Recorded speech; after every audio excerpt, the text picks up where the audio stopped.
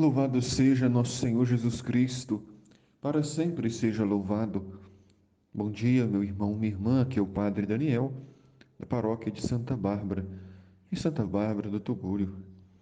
Hoje é dia 24 de setembro, sexta-feira. A igreja nos convida a meditar o Evangelho de São Lucas, no capítulo 9, versículos de 18 a 22. O evangelista registra que Jesus estava rezando num lugar retirado. Jesus tinha esse costume constante na sua vida de rezar.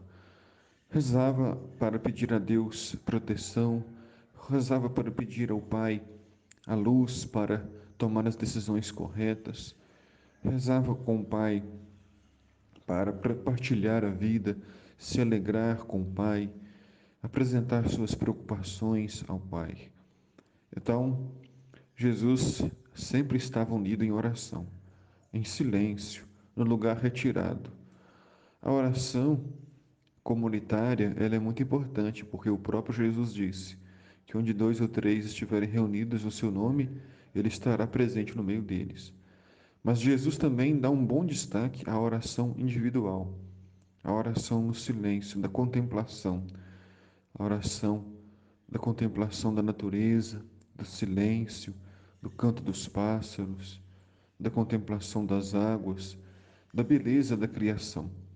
O silêncio faz com que nós possamos ouvir melhor a Deus, nossa consciência, as batidas de nosso coração.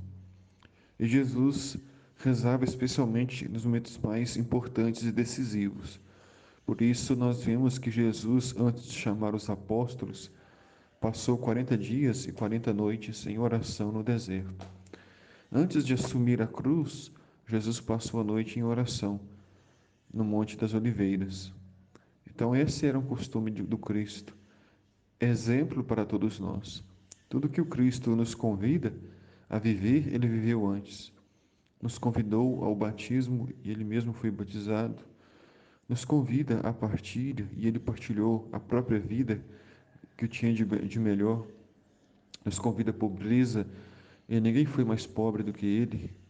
Então ele sempre nos convida a partir do seu exemplo. E por isso ele levou consigo também os discípulos, para ensiná-los a rezar, para ensiná-los com o exemplo, com atitudes, com a palavra. Então, depois de um momento de retiro, de oração, ele perguntou aos discípulos: Quem dizem o povo que eu sou? Ou seja, o que o povo pensa?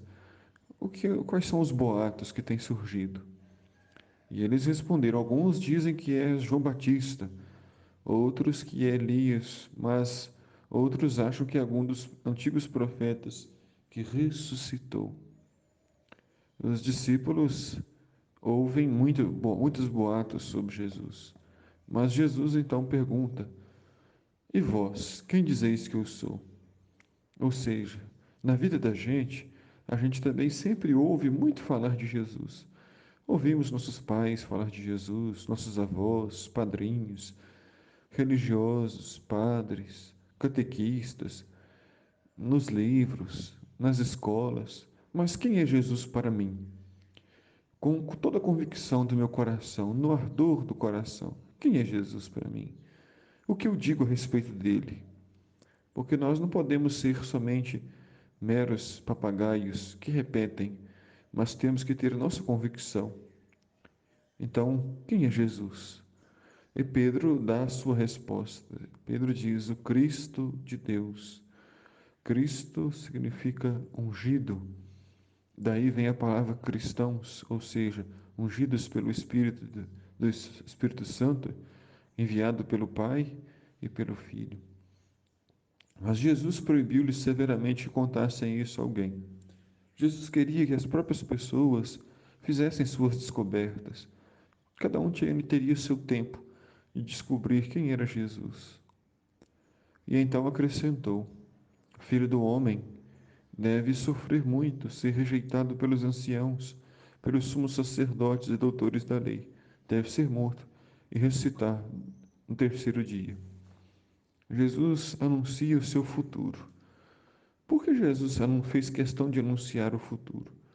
Para que quando acontecesse, ele soubesse que Jesus era realmente o Filho de Deus, que ele tem o controle sobre o passado, o presente e o futuro. Ele não precisava de ter dito isso, mas fez questão de dizer, para que não sobrasse nenhuma dúvida de que Jesus é o Senhor, é o próprio Deus vindo no meio de nós. E Jesus também tem controle sobre o seu passado, sobre o seu presente e sobre o seu futuro. Ele sabe muito bem quem somos, de onde viemos e para onde vamos, mas espera que cada um de nós também possa dar a sua resposta de amor, de esperança e de fé. Que Deus abençoe meu irmão e minha irmã, o seu dia, te dando saúde e paz. O Senhor esteja convosco, Ele está no meio de nós. Abençoe-vos, Deus Todo-Poderoso, Pai, Filho e Espírito Santo. Amém.